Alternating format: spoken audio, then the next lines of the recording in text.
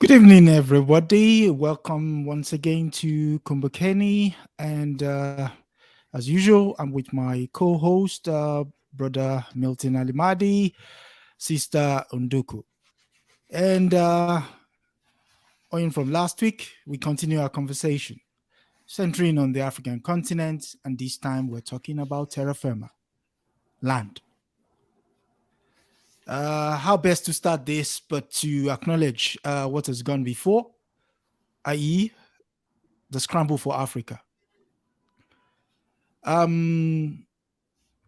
we were commonly told in our basic history classes, the scramble for Africa started in 1884, culminating in what was then became known as the 1885 Agreement, which essentially carved up Africa into what it is now today. For the unaware, Africa was carved up like a Christmas turkey with protocols involved as to what you can have. Someone can have the head, you can have a wing, you can't have two wings. And unless you're England. Yes, unless you're the UK. You can't have the wings, exactly. And unfortunately, the only person that didn't know that was being carved up was the turkey. And that was the Africans. Right.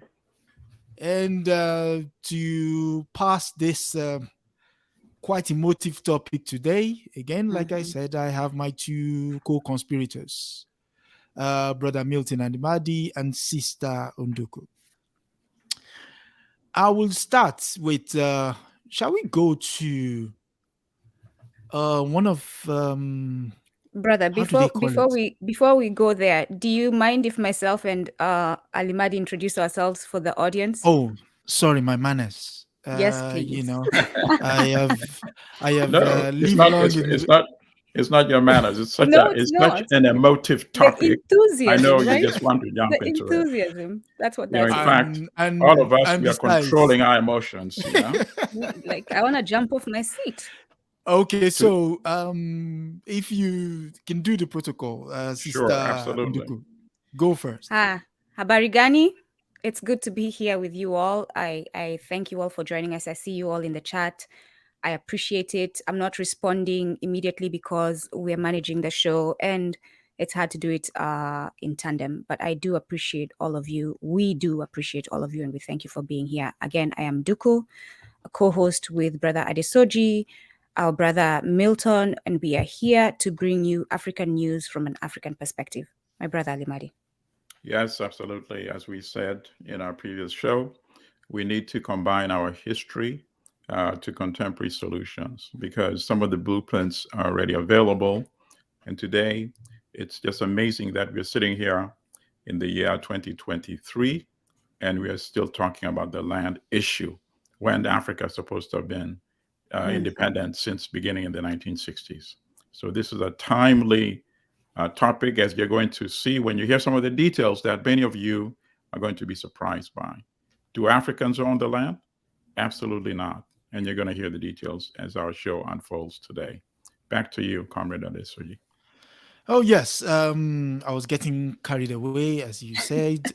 My name is Adesoji, and I'm a co-host with my co-conspirators, like I introduced them earlier. Now, funny enough, some would argue that when Africa was being carved up, what did Africa do that they didn't defend the land? But I'll let you into a tiny secret. Part of the menu or etiquette that followed the menu was the fact that they had a gentleman's agreement. There were no ladies involved, by the way. And the gentlemen are not gentle at all. So they had an agreement between them that, yes, we're going to carve up the land. If you're going in, you have to tell us where you're going so that we don't cross path. And if you do get in there, remember, do not, and we repeat, do not sell anybody arms because I mean, it won't be a fair fight if the Africans can defend themselves, would it be? So again, one of the principal places that South Africa, the British went in first was the South, the Cape, and it was led by a man known as Cecil Rhodes. But we're coming back to the issue of South Africa, but we'll go a little bit north because the man made a promise. He said, "I see myself stretching from here, from the Cape to Cairo." And there's a little tiny part of that The caucasity of it all. that landscape. I mean, what's a man without his boast? Come on. So the man said, "Let me stop here first, and talk to the natives." Sorry, they were not natives at that time; they were still savages. They had not been upgraded yet. Exactly. There's a progression. So savages first. So let me speak to the savages. And what did he do? He chased the people of Ndembele and the Mashonas out of their land and carved up a little tiny place called South Rhodesia, which is today modern day Zimbabwe. But before we go into that, I will ask myself, which one is the So was there more to it, or should we go back to it? No, I think that's good. No. That's good enough. Okay. There were some key bits where the lady said, "This is my country. I know no other country, and I'm going to die here." Yes, indeed. Kiss of love. The caucasity of it all. You are right. The caucasity to sit there and say, "This is my land." You're an invader, an illegal immigrant. That's your language. An illegal immigrant. Go ahead, brother. You would share her sentiments if you had 19 million hectares of arable land for 52,000 people, as opposed to 3 million hectares for 1.1 million Africans. You will share her sentiment. That is why she said she was willing to die. So when the US and the EU placed sanctions on Zimbabwe in 2001 and 2002, respectively, what they were enshrining was the fact that we can take this land off you and keep our proceeds of crime. Because the only place where one can keep their proceeds of crime is in Africa. As long as you're doing it to steal the savages. And in mind, they've not started reading yet, so we can't exactly call them natives yet. But can I just go to Brother Milton first? What do you think? Okay, so in fact, I'm glad you talked about the size of the land. I traveled with a delegation to Zimbabwe in 2002. In fact, I was I was not like a bystander. I was actually involved in putting together this delegation. Around that time, it looked like Britain was determined to have South Africa invade Zimbabwe. And to his credit, I must say, Thabo Mbeki did not fall for that British pressure. I think it was Blair at that time. And I felt the Zimbabweans needed some publicity in the US to avoid being invaded. It was, if you read what was going on in the media at that time, you could see it was, imminent. Ominous. Yep. So I went to city council member, Charles Barron. At that time was a city council member. Then later he became a state assembly member. And I said, "Listen, why don't you organize a delegation of prominent African-American leaders, including yourself, and let's go to Zimbabwe." And from there also, he actually invited Mugabe to President Mugabe to come to City Hall and address the city council.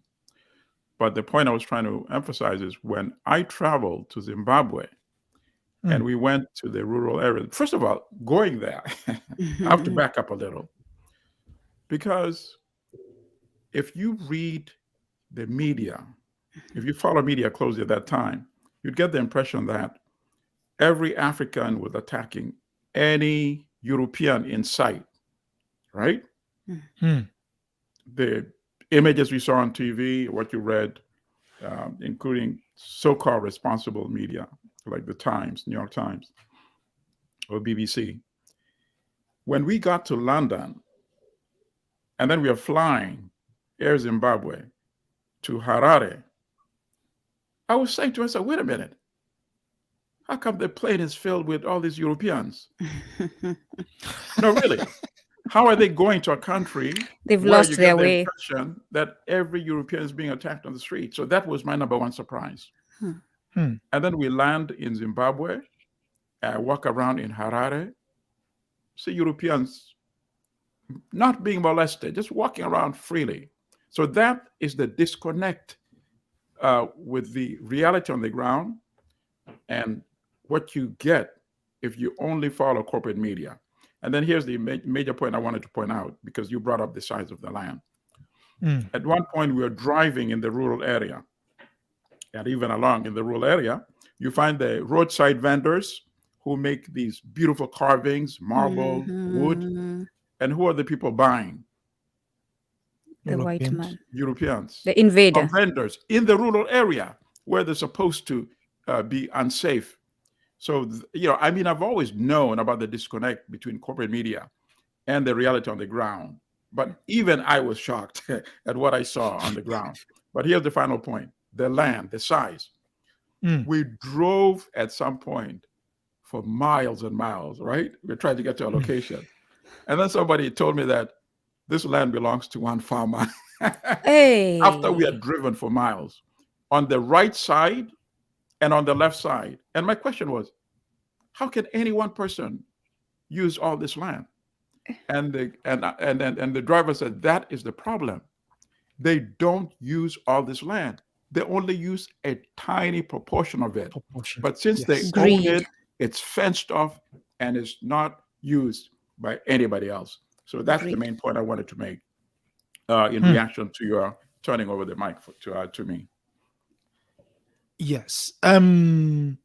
Speaking to the issue of turning owning of that amount of land by one person.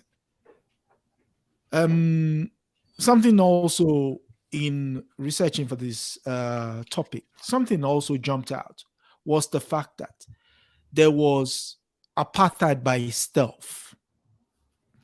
And when I mean apartheid by stealth, because that land was invariably owned by one person, what you then have is you are not allowed as an African to live within that vicinity except you are slave labor.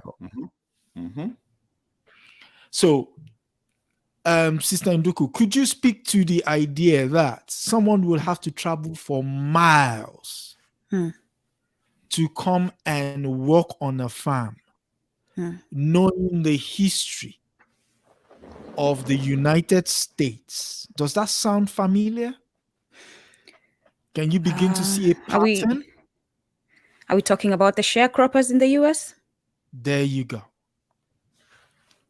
Yeah. So these invaders, their culture, and it is a culture because they all are practicing this behavior, this inhumane behavior. Their culture is, and I'm having a hard time finding the words. Eurocentrism. It's void. I'm trying to show the depth of just the lack of morals. It is completely void of morals. And their goal is not to better the world. They are so blinded by their greed and individualism that they don't see that their actions are destroying themselves too. They don't see that. And so, as you ask me this question, first of all, I'm growing up in Africa, in Kenya, and knowing my grandma and I used to walk.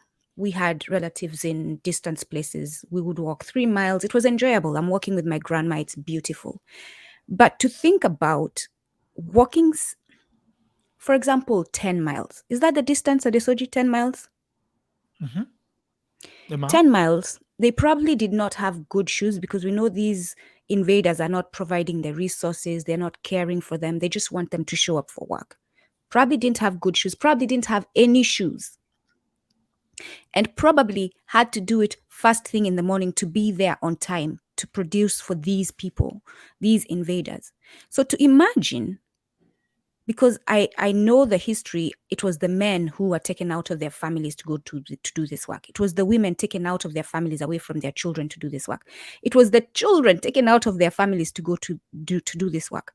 To walk more than 10 miles every morning, early in the morning, God knows what is on the road, on the way to this thing they're calling work. And then they were not being paid well. Actually, they were not being paid because, as you know from the story of sharecroppers, you end up being taxed and you end up owing so much that they take out of your salary, you end up with nothing, right? So you've spent all these hours working all day, having walked all that way there, and then you end up taking nothing home to your family. And by the way, let's not forget the fact that they have denied you from growing your own food, because God forbid that you are competition. So they give you the scraps, and then you walk again those 10 miles later in the evening home. You are so exhausted, you cannot even, you want to get home from work, show your family love, be there for you. You cannot even do that. So yes, that is my response, brother. But sister, even worse than that, you're working on land that was yours. It is your, so as you know, you're going to when you later get into Kenya. Hold on. I am showing up to work. Hold on, Adesoji. Let me just. I am showing up to work under the mindset that apparently now what belonged to me, what it still belongs to me, is owned by someone else who has invaded. Yep. I was coming to that. I would not use the terminology invader. They're imperialist. When you say invader, you're invariably saying somebody just incurs into your spots. They might have done it unintentionally, but that is the mindset. Imperialism is a mindset. Imperialism, brother. Thank you for the correction. Imperialism is a mindset. The idea that I can go wherever I want to go. But when you invade, you trespass. It's almost like a trespass. The invasion is to I didn't mean to. No, it's fine. Yeah. Invasion is to execute the agenda of imperialism. Exactly. So they go hand in hand. Exactly. So when you mentioned the idea of being forced to work, laws were put in place called the vagrancy laws. They're Vagrant Act laws. So which means if you're standing around, just basically whistling and doing what, you'll be pulled up, cited. Imagine that. You have to pay a fine. Where do you get the fine from? You have to go and work. God forbid you take a break. God forbid you take a break to catch your breath. No, who are you going to work for? You're going to work for the very person who stole your land. Precisely. And in Kenya, we're coming. They introduced but it ties into what you're saying. They introduced the Kipande system. Exactly. Kipande where once you reach the age of 16, you wear a dog tag. Yep. On your neck, a necklace, a dog tag, to indicate that you are old enough to be part of the labor system. So I just wanted to connect that with your point. Please, back to you.